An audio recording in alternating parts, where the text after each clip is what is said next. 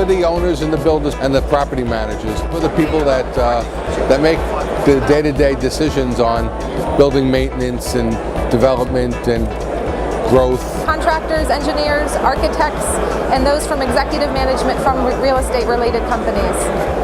So this show is really designed to get people in like us. They run the buildings, and they're also, in many cases, the final decision makers. And those are many of the types of industry professionals that our exhibitors are most interested in seeing. The hours are good, the traffic's outstanding, the level of interest is exceptional because these are the people that are going to wind up owning these products. So getting to the people that are actually making the decisions on putting equipment in their building is something that appeals to us. I think we're seeing the green principles being embodied in the show more and more each year. We have a larger number of green exhibitors. The attendance is growing. So the great news is that we see with our websites like greenbiz.com and Greener Buildings, greater adoption and greater focus on the environment from people that used to have nothing to do with the environment or energy. So buildings people, operations people, supply chain. Well, I believe that building operators and managers are absolutely crucial to green buildings, because if a building isn't operated green, it doesn't matter how it was designed. So, and even a building that wasn't necessarily designed green can be operated very effectively with operators that understand how to save energy, how to save water. I would say the greatest opportunity is in retrofit because they're buildings that are in existence. And everybody is looking for ways to improve the services to the residents and the commercial tenants within the city of New York. And having your buildings fully green compliant offers that opportunity.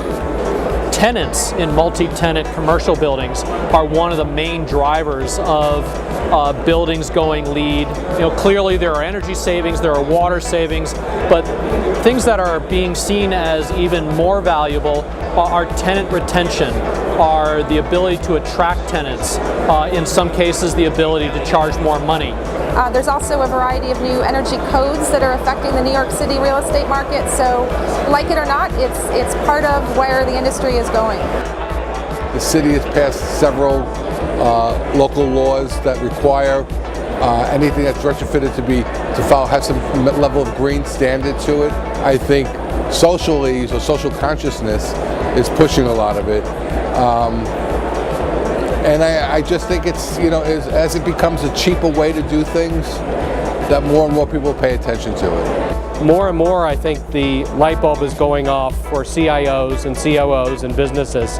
They realize there's easy efficiencies to be had with buildings and great payback, quick ROI projects that they can do to recoup energy savings. We have about 20-25 seminars every year here. And you know, most of them have to deal with green issues. We wanted to craft an education program for this conference that would focus on very practical, how does one operate a building more green? What are the tools available? What are the incentive programs available?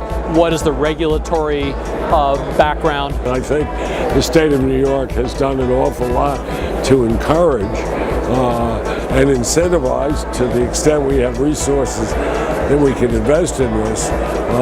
So there are a lot of marvelous things happening around the state with green buildings. Certainly the work that we're doing here requires different skills and better training, and therefore is going to drive a lot of the economy in the city. That's the biggest fundamental change. Bricks are still bricks, toilets are still toilets, aluminum wire is still aluminum wire.